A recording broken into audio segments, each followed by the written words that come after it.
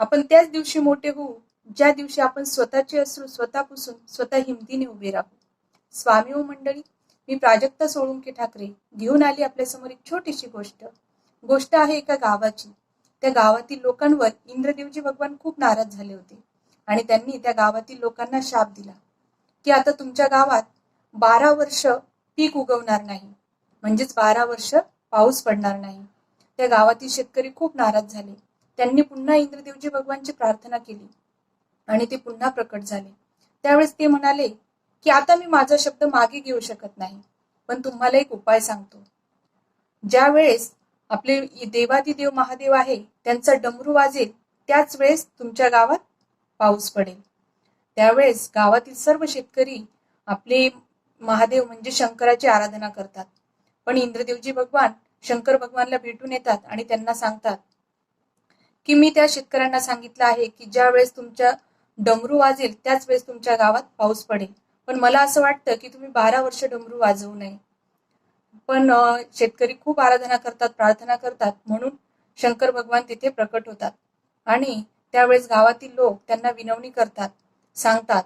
त्यावेळेस ते शंकर भगवान सांगतात की इंद्रदेवजी तुमच्यावर खूप नाराज झाले आहे, त्यामुळे आता माझा डमरू 12 वर्षानंतरच वाजेल. आणि तिथून शंकर भगवान निघून जातात. गावातील लोक घरी राहू लागतात. आता शेतात जाऊन काय उपयोग, कारण पाऊसच पडणार नाही, पीकच उगवणार नाही, तर आपण शेतात कशासाठी जायचं, म्हणून सगळे लोक घरी राहतात. पण एक शेतकरी मात्र रोज आपलं शेतातलं सर्व सामान घेऊन शेतात जातो. आपलं रोजचं दैनंदिन सर्व कामं तो शेतात करतो. पेरणी, वखरणी, नांगरणी त्याचे काम रोजचे चालू असतात.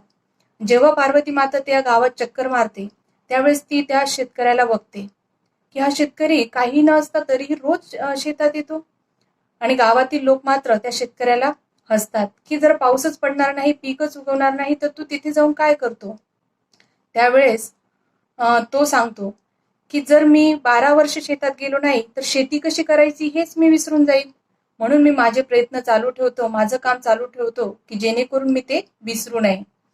पण पार्वती माता जेव्हा ते बघते ती शंकर भगवानला भेटते आणि सांगते की तुम्ही सांगितलं आहे की 12 वर्ष डमरू मी वाजवणार नाही.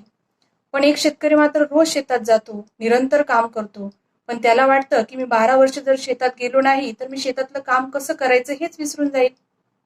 तर ती शंकर भगवानला पार्वती माता सांगते की जर तुम्ही 12 वर्ष डमरू वाजवला नाही तर डमरू कसा वाजवायचा हे जर तुम्ही विसरले तर. शंकर भगवानला पार्वती मातेचं म्हणणं पटतं आणि डमरू वाजतो की नाही हे बघण्यासाठी शंकर भगवान हातात डमरू घेतात आणि डमरू वाजतो. वाजल्याबरोबर गावात पाऊस पडतो. फक्त ते एका शेतकऱ्याने गावात पेरणी केलेली असते आणि काही दिवसानंतर त्याच्या शेतात पीक उगवतं, पण बाकीच्या शेतकऱ्यांच्या शेतात काही येत नाही. बघा, एक छोटीशी गोष्ट, या गोष्टीतून आपण देखील हाच बोध घेऊ शकतो की आपण आपले निरंतर प्रयत्न चालू ठेवले पाहिजे. अपयश आलं तरी आपण आपले प्रयत्न थांबवायला नको, कारण डमरू हा कधीही वाजू शकतो. त्यामुळे अपयशाने घाबरून न जाता आपण आपले प्रयत्न चालू ठेवावे.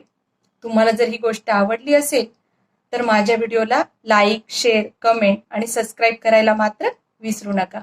शेवटी जाता जाता एकच, देवाच्या कृपेने, मोठ्यांच्या आशीर्वादाने आणि स्वतःच्या स्वकष्टाने करून दाखवा असं काही की जगही ओळखेल तुम्हाला.